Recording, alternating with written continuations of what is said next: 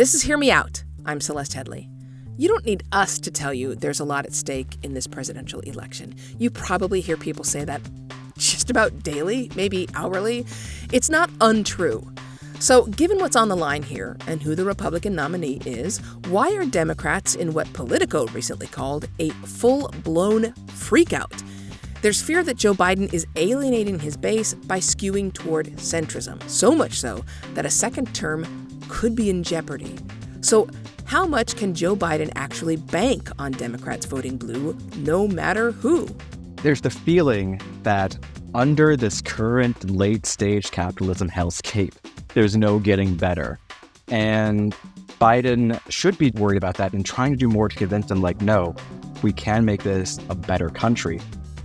Hayes Brown, an opinion writer and editor at MSNBC, joins Hear Me Out in just a moment. Stay with us.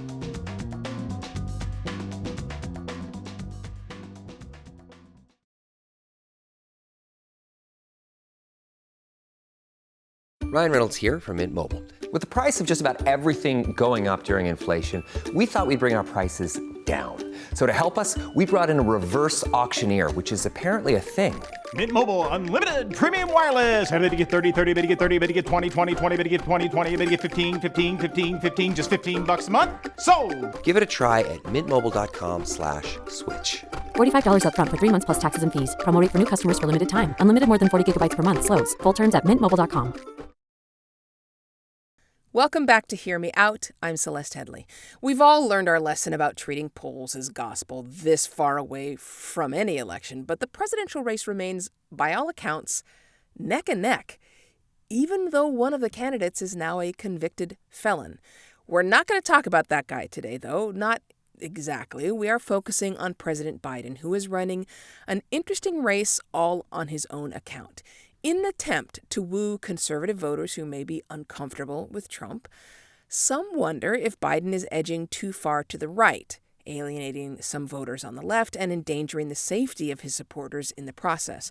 Joining us to argue that Biden is falling into a triangulation trap is Hayes Brown, an opinion writer and editor from MSNBC. Welcome. Thank you so much for having me, Celeste. It is great to have you. So for those who don't know your work, what do you do? So, as you said, I'm an opinion writer and editor for MSNBC. That means that I'm a take monger. I am one of the unfortunate masses out there who has somehow managed to con his way into an opinion writing job. So I'm a columnist there. I write most days of the week about politics and the way it intersects with our lives. Thankfully, not too much horse race stuff, but as we're going to talk about, I do get into those weeds sometimes. Yeah, so let's start first with the sort of the elevator pitch version of your opinion here. I imagine that many people don't know what a triangulation trap is. So what is your assertion, your hot take? So I know that it sounds like some sort of trap that you might be trying to escape in a role-playing game. But by triangulation trap, what I mean is that Democrats have this unfortunate habit of trying to triangulate their position between what their base wants and what the Republican base wants, and trying to find some sort of midway point between those things in a triangle, as it were, to try to win over enough voters to make a difference in the election. I argue that Biden is running on a past playbook that may have been successful in the 90s, but we have come to a different era in politics, and him trying to do so really threatens to cut into his support at a time when every vote counts, and trying to win over skeptical Republicans is a less good use of his resources and a less good use of his time than making good policy that his base can agree with. So we'll get into the specific policies that you think he's moving too far to the center or maybe even to the right. But let's just start with this idea that his tactics, or the tactics of whoever is running his campaign, are sort of mired in the past. Because in preparing for this conversation, I cannot tell you how many pieces I found from very smart political analysts saying that Trump is pulling centrists away from Biden, that he is at risk of offending centrists, those all important swing voters who oftentimes have disproportionate power because they decide how an election can go. I mean, I hear that, and I'm sure these are very smart people, but the issue I take with that is the idea that Trump is doing anything on purpose to win them over other than be himself and not Joe Biden.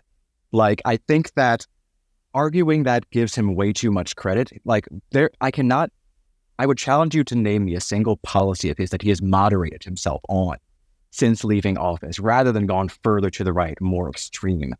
The one I could possibly see arguing is on abortion, and that's only because he knows that it's a landmine now that Roe has been nuked by the Supreme Court in the Dobbs decision.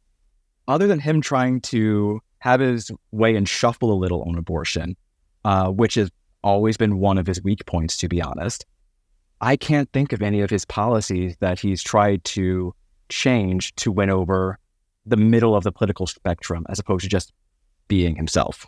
So let me then list off a couple of the issues that some Democratic strategists have said. In fact, the Hill quoted one anonymous Democratic strategist who said if the election were held today, Trump would win, and that means he's winning moderates over as we speak.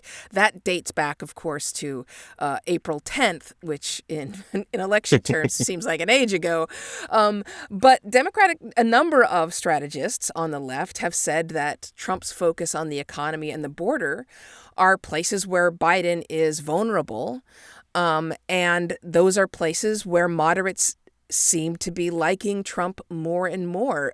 2/3 of Americans, as of April 10th, were not satisfied with the way that Joe Biden has handled border security. He is making moves that you say are pushing him too far to the right, but these strategists say he's just trying to entice those centrists. To that, I would say, let's start with first the idea that Joe Biden is losing people on the economy. Like, I understand where these people are coming from.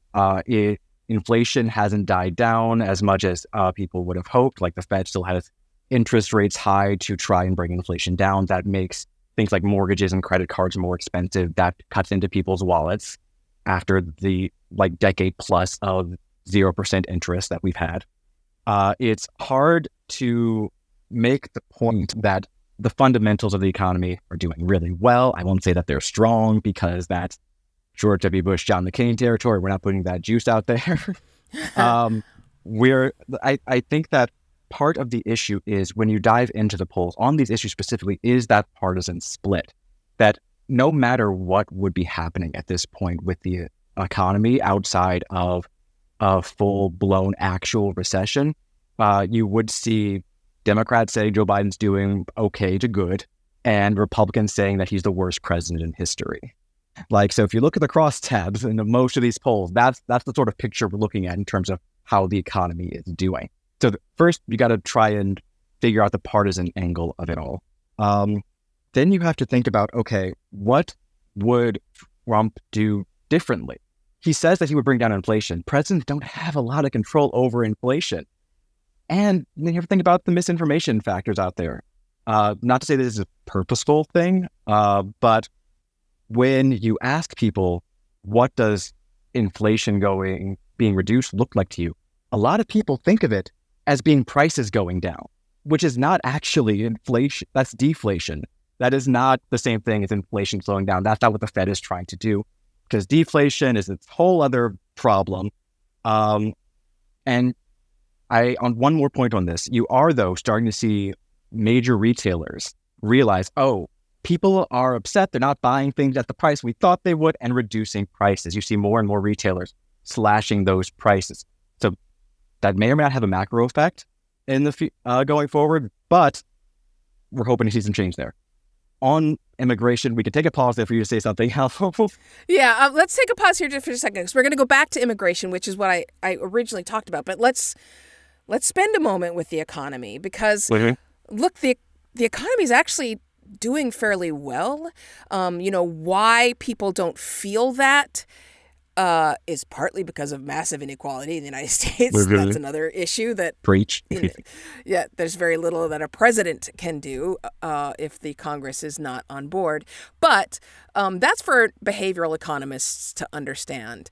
But they did a survey in all 7 of the supposed battleground states, and in every single survey, those who responded said they thought Trump is best able to handle the economy over Biden. In Nevada, Trump outperformed Biden 57 to 33% on the economy. Mhm. So, regardless of, you and I both know that voters have a lot on their minds. They're very busy. They rarely truly understand what presidents can control and what they can't control, like gas prices. Yep. But how they feel matters. And sometimes that's just messaging. Yeah. And that's unfortunate because it's wild, the amnesia that Americans get every 4 years, it seems. If there's someone who is not in office, they think to themselves, oh, that person must be better. There's a whole grass is greener on the other side effect in U.S. politics that is really hard to parse out. People forget that, yes, the economy did decently under Trump. I'm willing to admit that. But there's no evidence that he would have handled things differently or better than Biden at this point. They are mad at the guy in office. And I understand that point, but that's not the same thing as it being like, you can point to these various points and be like, oh, this decision right here, Trump had been in office, he would have done this instead, and that's why he would be better in the economy. No, it's vibes-based a lot of the time, and that is the beauty of American democracy, ? Yeah, but here's the thing. I can use that same exact reasoning to explain why Biden is not, say, going further to the left. For example, on the issue of Palestine, I think his foreign policy when it comes to Israel and Palestine is absolutely anchored in the past and needs to update. However, the question for those who say I'm not going to vote for Joe Biden because of what's happening to the Palestinians, that's a perfectly valid complaint. On the other hand, do they really think Trump would be more compassionate and do more to protect Palestinians? Of course he wouldn't. No, but the problem is like a feeling of powerlessness in those instances. You want to then, same with the economy, you want to punish the person in power so that you can get a different result. The problem is that without that different result coming, it's a very valid instinct and a very valid sort of way to think about your politics. The question then becomes, okay, then how do we actually press to affect that change? And you have seen shifts in Biden's foreign policy thanks to the pressures that are being put on him from the left. I think that you can argue then that, yeah, a lot of his policies are too rooted in the past and too rooted in the way that things have been. And immigration, huge example of that. Like, I think that the idea that if he just does this one thing on immigration, it'll win over enough moderates and soft Republicans to win over victory. When the reality is, no matter what he does, the lies about there being an open border will not stop until there is literally zero crossing of the border, which is physically impossible. That is physically impossible, but that is the goalpost. Yeah, that's not. I mean, let's forget all of the fact that immigration is a constant, but also our border with Mexico spans an indigenous tribe's land. Like, they have to go back and forth to see their aunties. So before we take a break here, I gotta address, I guess, the realistic elephant in the room.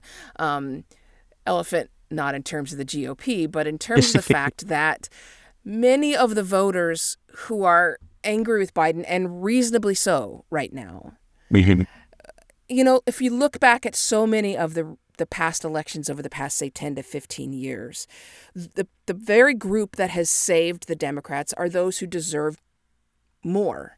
And that's especially Black women. And yet, as one myself, I will admit that Black women have always, and for very good reason, been among the most pragmatic, realistic voters and political actors in American history. Yes. They never forget that calculus of the fact that they are not voting on personal principle, but they are choosing between two individuals. And while they may be upset over what's happening in Palestine, they may be upset over what's happening at the border, I know my friends, when they get in that voting booth, I know who they're going to vote for. Absolutely. And as far as the deserve more thing goes, like as we're having this conversation leading up to the 2024 election, let's not forget before we go to break how different things would have been if Congress, when there was a trifecta in Washington for Democrats, if they had passed even the bulk, 80%, let's say, of the Build Back Better plan, of all the things that were layered in there that were a very solid, progressive move to the left, things like subsidized childcare, things like free pre-kindergarten, things like free community college for people, things that would be tangible things that people would have to improve their lives. If we had kept that going, if it weren't for the fact that Trump was in charge when the pandemic started and those checks started going out and Biden was in charge when they cut off, we might be having a very different conversation right now. Okay, so we're going to have to take a break, and we will be back in just a moment. I'm speaking with Hayes Brown of MSNBC, and we're talking about whether or not Biden is miscalculating, or his team is, as they lead up to this election. And we will continue to talk about this in a moment. This is Hear Me Out. Stay with us.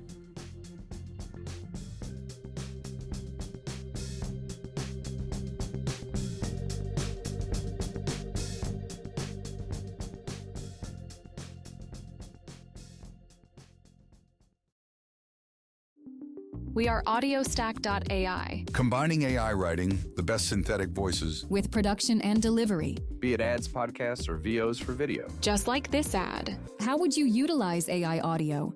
For free. Go to audiostack.ai/contest. Give us just a few details. And you could replace this spot and be heard by millions. See webpage for T's and C's. audiostack.ai/contest. Hey Slate listeners, I'm Christina Cauterucci, the host of Slow Burn, Gaze Against Briggs. I want to tell you about a special event we're doing at the Tribeca Film Festival in New York City on June 13th. To celebrate this new season of Slow Burn and Pride Month, we're hosting an exclusive live taping of the show with special guests, including civil rights activist and Black Lives Matter organizer DeRay McKesson, comedian and singer Esther Fallick, Eric Marcus, the host of Making Gay History, and Sam Feder, director of the Netflix documentary Disclosure, about the depiction of trans people in film and television. We'll dive deeper into this season and talk about the lasting impact of the Briggs Initiative and the continued fight over LGBTQ rights in schools. It'll be the perfect way to celebrate Pride Month this June with LGBTQ stories and voices across generations. Again, that's June 13th at the Tribeca Film Festival in New York. You can get tickets now at tribecafilm.com/slowburn. Hope to see you there.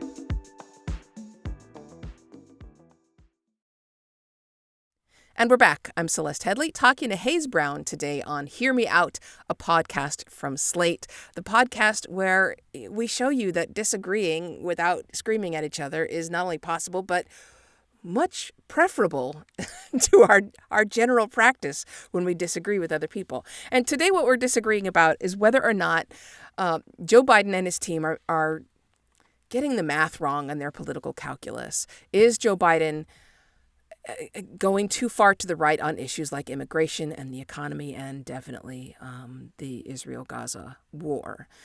So before the break, we talked about the fact that there are plenty of voters, not just black voters, but plenty of voters whose safety is at stake.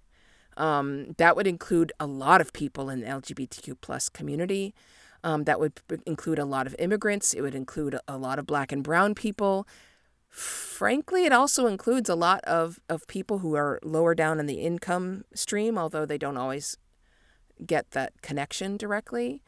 And my argument is that do you think they're just going to stay home and not vote? Is that your worry here? Because I think if they get to the ballot to the voting booth, they're not going to vote for Donald Trump.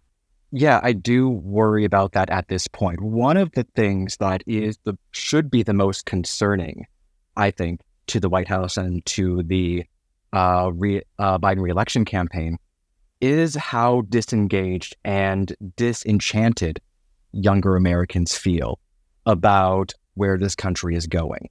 There's almost just there's a deep pessimism and almost nihilism at work. There was a recent poll from the New York Times looking at 5 battleground states that asked young people what's up, basically, and they said that, they think that Biden would do very little to improve the nation's fortune. They think that he is a president who would keep the status quo going, and the status is not quo, is the problem. They want someone who can produce real changes for the better, obviously. But I think that in not having that sort of vision of what can be done, of what a move to the left would look like, or at least not communicating that message well enough to them, I feel like that's a real issue. I think that there is a combination of factors there between the Israel-Palestine, which we were talking about, which is out front and center in terms of things are bad and they're not going to get better. He's just not listening to us. To the what are our jobs going to be? AI is moving forward. There's been no increase in the minimum wage for decades. There's the feeling that under this current late stage capitalism hellscape, there's no getting better. And Biden should be worried about that and trying to do more to convince them no, we can make this a better country. And that involves making sure that at our foundation that we're good on democracy, and it involves trying to actually actively move the country forward on these issues of economics and inequality. And I know that he's been trying. One way he has definitely not moved to the right is on tax policy. He still is out there saying we need a billionaire's tax. Just how many people, if you surveyed them, know that? Well, the other thing they don't know is, in fact, the wage growth among the lowest paid workers has risen by the largest percentage in, I think, decades. I'm not looking at that study anymore. In 2023, for months, pay grew faster than prices. We have had a huge, especially if you look at the historic data, increase in pay for hourly workers. And that, to me, who's so concerned about inequality, that's massive. For me, it's part of this worry. I have less worry that he's moving too far to the right over these bigger issues like immigration and Israel and Gaza, as I do that voters just simply aren't aware of many of the policies that he has put forward that will help them out, regardless of what party they belong to. Not even just on the economy. Let's talk about the fact, he's continuing to release student loan debt. Even if you go to some of the cabinet departments, Mayor Pete has done a lot in transportation to open up public transportation. And then you look at the environment. I am not a Biden cheerleader by any stretch of the imagination. I get you 100% on that, on all of those points, right? There are good things happening. I think that part of the issue is that people thought that more would happen, on student loan debt. Yes, there's been so much student loan debt relief, in the terms of billions, but the fact that it is still out there and still a major problem for a lot of people who have not qualified for the programs that have been set up. And I think that's part of the issue too, on a macro level, is that these big, broad, sweeping ideas have been funneled down and shipped down and made smaller and smaller, and you have to qualify for them. You have to apply for them. There are all these hoops to jump through. Versus the original idea, which was, let's have free community college for people. Let's get rid of people's student loan debt at a certain point. And that, I think, is where he's running into some trouble. And I hear you that selling those things is more difficult than it should be. I do, though, think that he is swinging to the right on some issues, mostly immigration. And I feel like that's something we should really focus on here, especially given the fact that as we're recording this, he's supposed to be signing a new executive order that deals with the border and giving him basically the ability to shut down border crossings and asylum seekers should it hit some certain number. The details are still being reported out as we're recording this. Yeah, okay, but let's take an example. Let's go back to those swing voters because, look, when we talk about the race being neck and neck, if you believe polls, which I do not, roughly Biden and Trump have the same number of voters in their base, right? They're somewhere around 40% each. And then you have that 20% of the electorate, that 20% that has sometimes changed and switched sides in the past, right? Yeah. So let's take a look just at Michigan. And I'm taking many of these numbers from the New York Times. Donald Trump has led Biden by 3 percentage points in Michigan. The New York Times claims that's a massive amount. It is not. That's often within the margin of error. But let's say that Joe Biden needed to overcome a 3 percentage point gap. That's 250,000 voters, right? 3% of more than 8 million registered voters. That's a lot just to tie. And that's assuming that we got the same record level of turnout of 70% that we did last time. That's tough. However, he could, if we're talking about swing voters, he only has to get half that amount. He only has to get 125,000, right? So it's possible that's the math that his campaign is doing here. Right, but if that's the case, it does not occur to me how putting forward executive orders on limiting immigration helps him specifically with swing voters in Michigan more than the Israel-Palestine situation, to be honest. Like I lived in Michigan. I went to Michigan State University. I know that it is I went to U of M. Yep. Oh, so we're fighting now. Great. So we can absolutely start insulting each other. Now we're really getting into it. But no, so you know what's up there. And you also know that in the last election, Democrats took the House and Senate and governorship. Well, Gretchen Whitmer is very popular. Yeah. She is very popular there. So I think that is something to keep in mind. Like that while Biden's numbers may be low, weirdly enough, the down ballot stuff may him out here more.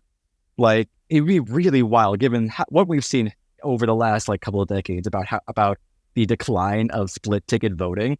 If all of a sudden you see people being like, you know what, I love the Democratic legislature, I love Gretchen Whitmer, but I'm going to put in a vote for Donald Trump instead. There is a concern, I think, though, that they look at their ballot and say, I'm just not going to fill out for Biden. I'm going to skip Biden and do the rest. That, I think, is something he should be much more concerned about than winning over the people who are living in the suburbs of Grand Rapids out on the west side of Michigan by saying, we're going to limit immigration. And because we got to stop the open border that doesn't exist. Yeah, but okay, let's stay in Michigan here for a second because the Michigan is an interesting state, right? Super racist outside of Detroit. Oh, yeah, Hundo B. Yeah, so racist. And I have the receipts to back that up, listeners. Before you come at me, Detroit is my favorite city in the whole world. And we can talk I'm not Klan, kidding. We can talk the places that I know not to go to. Absolutely. For another conversation. Yes, highest number of KKK members outside of the Deep South for a very long time. And that, they're right near Indiana, so that's saying a lot. But let me read you a portion of an op-ed that Mark Penn wrote for the New York Times. He was an advisor to both speaking Clintons. Of, Bill, his notes, really quick, just speaking of being stuck in the past. Bill Clinton, I was just about to say that. And Hillary. Right but there, he's the chairman of the Harris poll. Yeah, I know. Anyway, continue. Yes, I got you. Sorry for yelling. I know this isn't the Understanding. point of the show, not to yell. My beat. But getting passionate, totally fine. Okay, so I want to read this little portion of his op-ed. He said, he was talking about the especially black pastors who are saying, hey, you need to change your policy on Gaza and the Gaza war.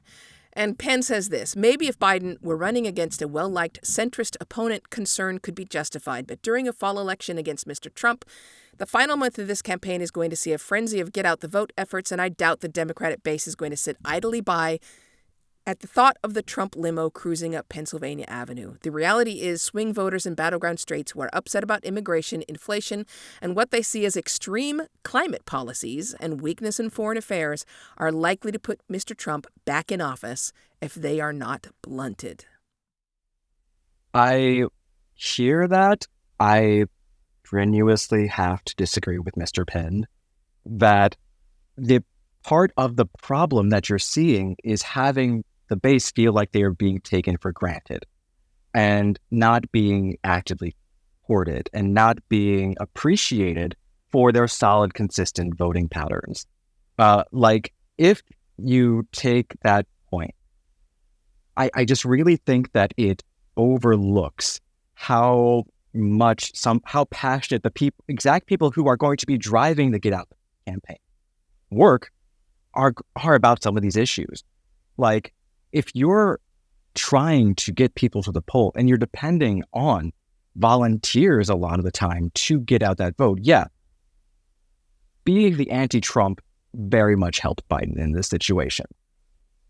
Making sure, though, that you have the support of the people who have the time and energy and passion about the various policies that Democrats at their base care about, that's important. Like, here's something that I feel like a lot of people aren't considering. Like, yes, you want to chase swing voters, but the people who are doing the work of trying to get them are the base. Okay. However, there's a couple things that I think are very different over, say, the last election and even 2016. In 2016, because political reporting is in a terrible state as it is, people were shocked that Donald Trump would win the presidency. I got to say, and again, come at me, listeners, I don't think a single black person in America was surprised, disappointed maybe, but not surprised that Donald Trump won. But it surprised seemingly everyone else. I think that complacency, the kind of complacency that would lead a Democrat to leave that bubble blank, I'm not sure we have that complacency anymore. I mean, I think I talk to so many, and again, I'm not a Democrat. I'm an independent. But I talk to so many young people in particular who are scared to death that 2016 will happen again. And I have to assume that although people are willing to put in protest votes during the primary, knowing perfectly well that the outcome is foregone anyway, I just have a hard time believing they're going to leave that bubble blank or stay home in 2024 when that's what happened in many ways in 2016.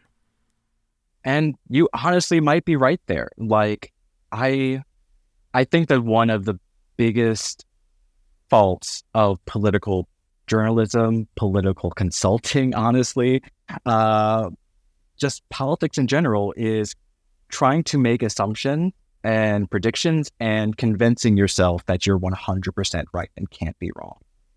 That is the kind of thing that I'm glad we're having this debate, because I feel like there are assumptions that work on both sides here. There's the assumption on the one hand that no one will take that risk. No one will be foolhardy enough to take the risk of allowing Trump to get back into office just to be mad at Joe Biden. It's also, though, an assumption on my part that says that ignoring the base and even risking that being a possibility is a major strategic error on the Biden campaign's part.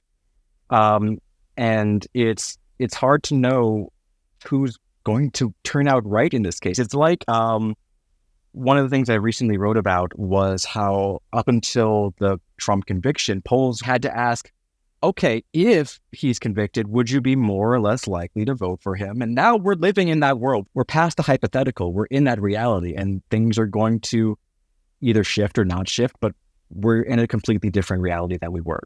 Including the fact that the Trump campaign raised over $53 million after the guilty verdict. That seems to have made him stronger as a candidate. Right. So there's a lot of assumptions that we're making that going to be like, we're going to have to listen back to this post-November and be like, okay, what happened there? And we could honestly both be wrong. And I think that's one of the weirdest things for people to wrap their heads around when it comes to how politics work and how the decisions in terms of strategy and tactics and where to put your money, how much guesswork really has to go into that. Okay, so let's take another quick break and then we'll come back because I have yet another person to quote for you and you can respond and we'll see if it brings out all of your frustration again. If it's Dick Morris, I swear to God. It's not Dick Morris. I'm Celeste Headley speaking with Hayes Brown on Hear Me Out, a podcast from Slate. We will be back in just a moment.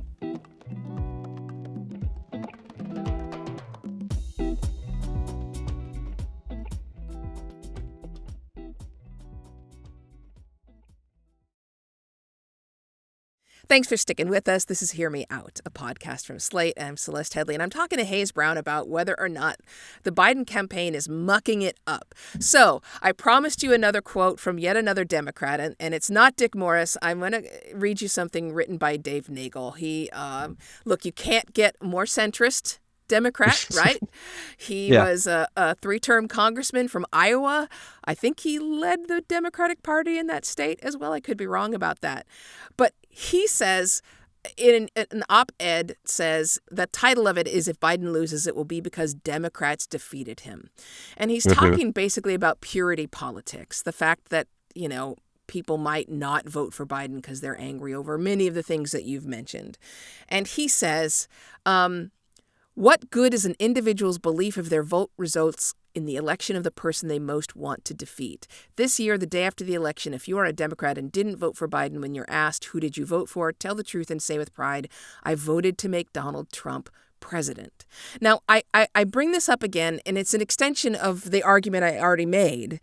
But I feel like it's very strong. I feel like that very sentiment, which I think is a strong message, right or wrong. I mean, we could argue the morals of using that kind of fear and how we get into this position, but it's strong. And I think it's going to be very persuasive. I mean, you say I could be right about this, but I think that as the election gets closer and closer and closer, and the reality arises that we're not voting our principles, we are choosing between two flawed candidates. Yeah. I think the do you want Biden? Because if you don't vote for Biden, you'll get Trump. Mm-hmm. Well, I think I do think that it's a salient argument. I get it. I understand that, in this binary system that we got, you voted for Kang or Kodos. Exactly. Simpsons reference. For those of Hayes you Brown who might comes be out too as a young. nerd. Oh, yeah. The people knew that. But I think that trying to that's the kind of case that I feel like is better made in October than now. I think that part of the problem with leaning into that argument now is that people have very little direct leverage over leaders at that level. It's a very hard, especially when you don't have millions of dollars, to try to push your elected officials in a certain direction, especially if it's something that goes against the grain of where America has traditionally been. It's harder, I think, to push people to shift if you don't have something to back up that threat. You know what I'm saying? I think that the argument of, you are just saying that and you're going to get Trump reelected, like a lot of people would counter that by saying, no, I want Biden to be better now. And then when it comes to November, I will probably pull the lever next to his name, but I don't want to guarantee that right now because you, sir, are not acting like someone who I want to vote for. They're saying that, I think that trying to make the argument that, you want this thing and you're trying to pressure the president to do so, so you just want Trump to win, is an argument that, while salient, lacks a sort of morality to it almost. I think that it's the kind of argument that you Are make. you bringing morals into American politics?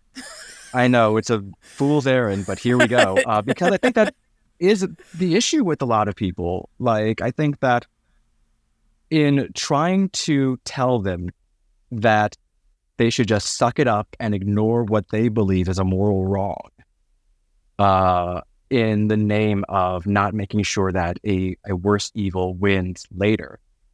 I get that if you're trying to say that down the line, yes, you're going to have to pull the lever, but trying to make that case now when there are months left, when there's so much time for immediate change when it comes to foreign policy, and so much time when it comes to pivoting the messaging for the overall election, you want to try to make that work while you can.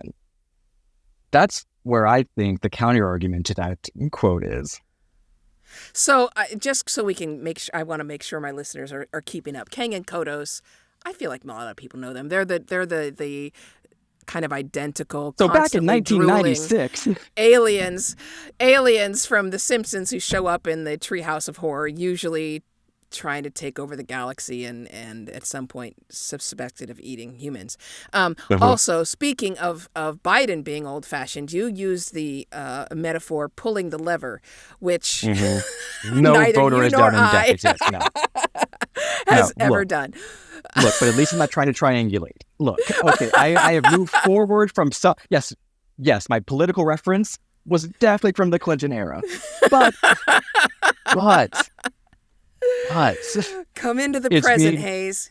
it's being deployed though to make the case that Biden needs to catch up with the realities of things. Like I think that in this much more polarized state, in this world where so many people who have a sort of tribal affiliation almost to the Republican Party, it feels like so much of our experience has shown what a fool's errand it can be to chase after those Republican votes that just aren't going to show up for you, versus making policies that help people for the better and actually move the country in a more progressive direction. So, we just have a few minutes left, and I'm going to give you the last word here. But let me just push back in a completely different way, not in terms of what's going to help Biden win or not. But, Biden's been really clear. Barack Obama was not a liberal. He was a centrist. Joe Biden, his vice president for 8 years, has been extremely open about the fact that he sees himself as a moderate and not a liberal. And on many of the issues that you've talked about, moderates are further to the right. In other words, while people who are proud Democrats want it to make it easier for immigrants to come into the United States legally, moderates have a priority of controlling and even decreasing immigration. The same is true on things like the Gaza war. One could say that Americans are really starkly divided, and leaving Republicans out of it, that there is a healthy number of moderates who feel like, we need to not come out aggressively in defense of the Palestinians. So Joe Biden could reasonably say, I'm doing what I always said I would do, which is govern for all Americans somewhere in the middle. And I hear that. I will go back to an argument that I made toward the beginning of the Biden administration to answer that. And just remind everyone that moderate in politics is inherently subjective. To be a moderate is to be what you see as being somewhere in between two sets of extremes, right? And I got to point out that towards the beginning of his term, when he was launching all these infrastructure plans, Build Back Better, trillions of dollars in spending to help people, a month after he started pitching that, there was a NBC News poll that found that 42% of Americans believe Biden is a moderate. That's 2 points below those who see him as very or somewhat liberal, statistical dead heat. He was pushing all of these policies that could fundamentally change and transform America for the better, and people still saw him as a moderate. I think that that's really important to remember, that being a moderate doesn't necessarily mean you have to go chasing right-wing votes in order to win. It means to me governing in a way that is trying to do the most for the most people. And in swinging to the right, that does not achieve that goal. That makes some people feel safer, maybe. That makes some people feel more comfortable, but it doesn't actually help them in any real substantial way. And that's why I think that this fetish almost for trying to be a moderate and that meaning that you have to move further to the right, not just to the center, but to the right, when you're talking about things like violating international law by limiting the number of people who can claim asylum. That, I think, is not the definition of moderation that the Biden campaign should be using. Okay, Hayes Brown, it has been a true pleasure talking about this with you, and I hope we get to talk again. You said you love takes. We're here for all your hot takes. Fantastic. It has been a delight to talk to you as well, and thanks for the pushback.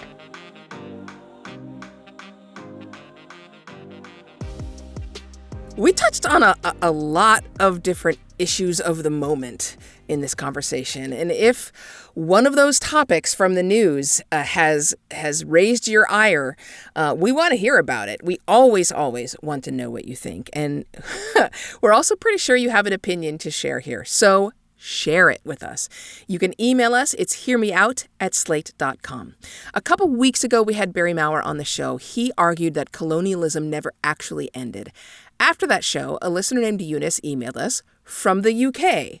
And Eunice said this: I was a little frustrated with this episode and felt moved enough to email in. Speaking as a British Nigerian, neocolonialism is alive and kicking, with continued extraction of our resources in Nigeria by corporations similar to the East India Company. To a larger extent, we can see these companies have a significant impact on what's happening now in countries like Congo. We can also see what's happening in New Caledonia, Jamaica, South Africa, Hawaii, Guatemala, and Namibia, to name a few. My point is, in summary, that colonialism still very much presides, either in the same form in many places or in mutated iterations with a different presentation. Sorry for the long essay, but for me it felt like debating whether the sky is blue. Despite that, I very much appreciated that the conversation happened. Thank you, Eunice. And may I just say, what a beautifully written email to us. We really love hearing from you, and we do read your email. So let us know what's on your mind. It's hearmeout@slate.com.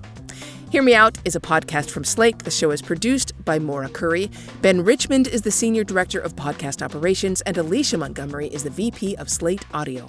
I'm your host, Celeste Headley. Until next time, speak your mind, but keep it open. We are audiostack.ai. Combining AI writing, the best synthetic voices, with production and delivery. Be it ads, podcasts, or VOs for video. Just like this ad. How would you utilize AI audio? For free. Go to audiostack.ai/contest. Give us just a few details. And you could replace this spot and be heard by millions. See webpage for T's and C's. audiostack.ai/contest.